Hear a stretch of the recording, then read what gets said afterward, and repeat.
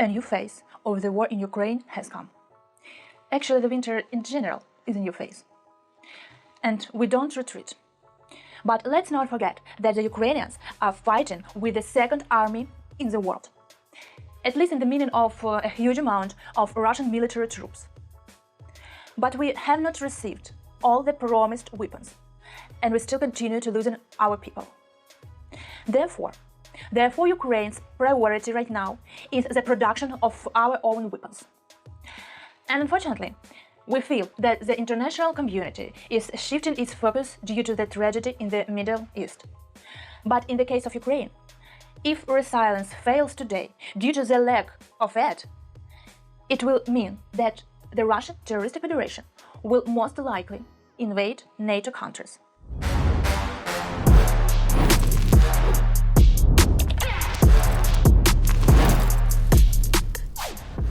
Almost 300,000 Russian occupiers have fallen into the Ukrainian blacklands. That is why dictator Putin increased the number of military personnel of the Russian armed forces by almost 170,000 people.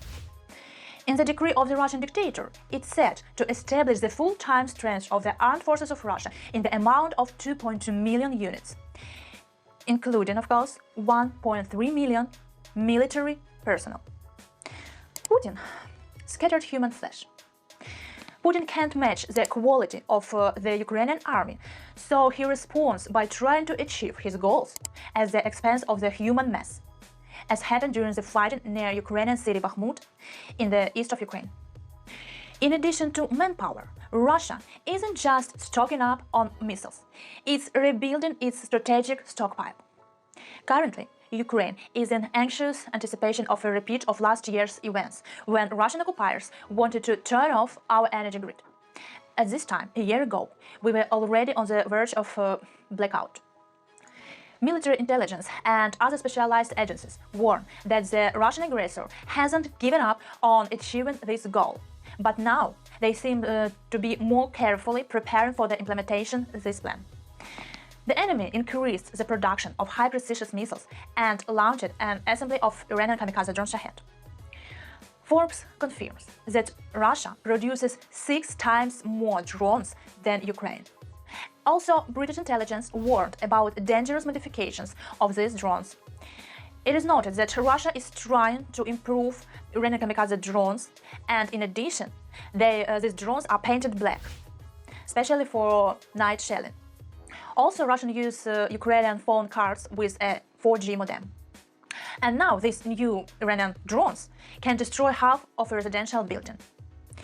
Almost 40 kilograms of thermobaric charge with 3 detonators were found in one of the downed drones last time.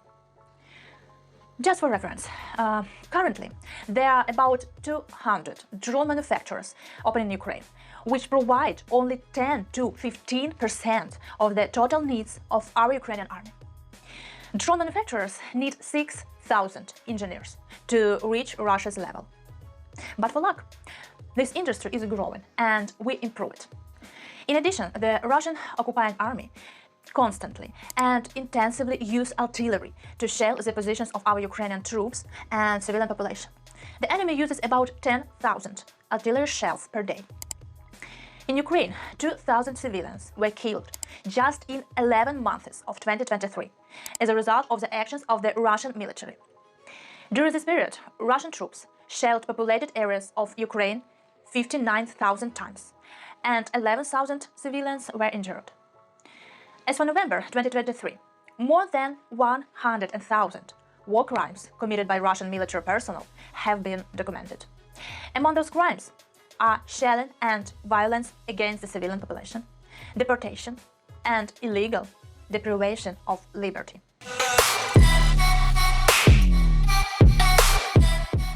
And about positive moments. Ukraine will produce air defense systems with a range of more than 100 kilometers. The main attention will be paid to the production of air defense equipment, from conventional portable complexes to air defense systems with a range of more than 100 kilometers.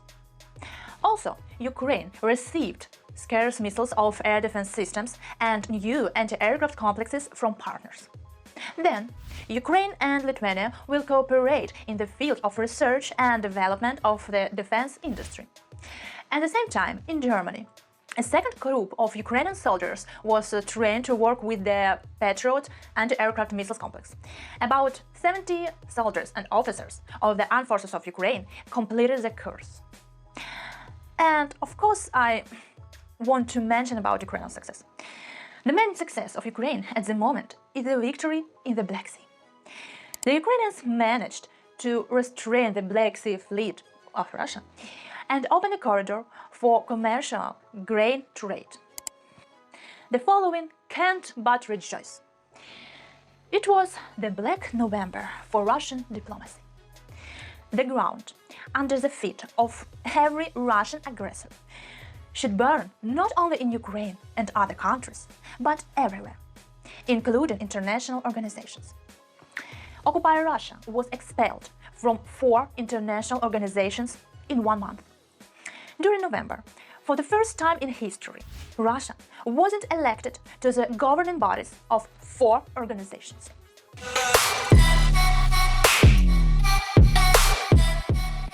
Military financial assistance from our partners is becoming an acute issue. The White House announced that the allocated funds for assistance to Ukraine will run out by the end of the year. And without action by Congress, by the end of the year, we will run out of resources to purchase more weapons and equipment for Ukraine, as well as to provide equipment from the US military stockpile. Also, there is information that this financial aid will be provided by Christmas. At the same time, our partners continue to help us. In particular, Lithuania allocated 1 million euros to Ukraine through the Council of Europe Development Bank Fund. And the largest supplier of shells to Ukraine, after the USA of course, is South Korea. According to Washington Post, South Korea has delivered to Ukraine more shells than the entire European Union.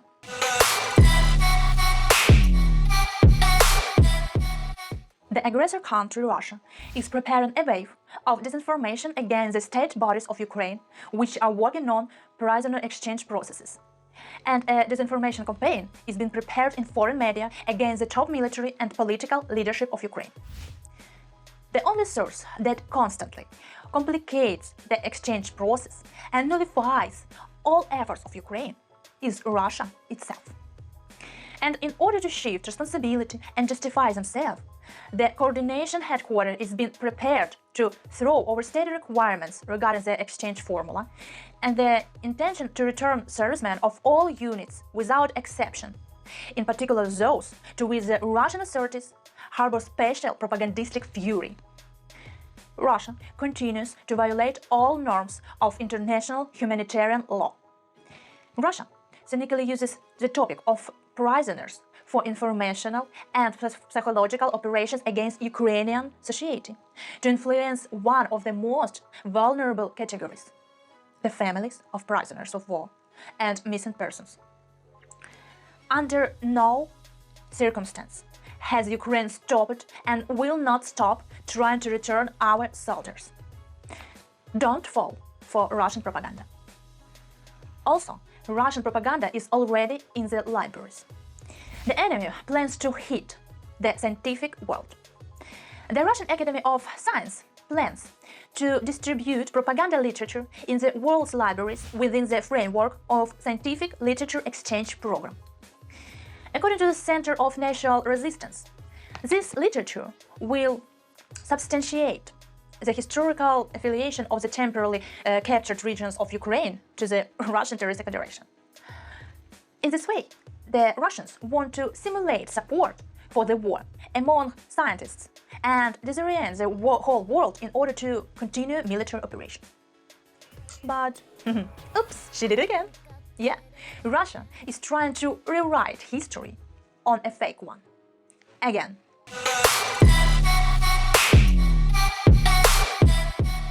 I can't ignore the topic of protests on the border between Ukraine and Poland. Everyone already guesses or even knows that this was planned and paid for by Russia, by Moscow. Meet this man. This is Rafal Mekler, leader of the Lublin branch of Confederation. He is the main face of the protests of Polish carriers, who have already blocked 4 out of 6 checkpoints on the Polish-Ukrainian border. And surprisingly, this mackler is a representative of the pro-Russian party branch. Unfortunately, Ukraine lost about 9.3 billion hryvnias, it's about 40% of exports, in 1 month due to the border blockade. Of course, in this way, Russia tries to hit our economy. But I believe that authorities of this country, our partners, will find a way and help us.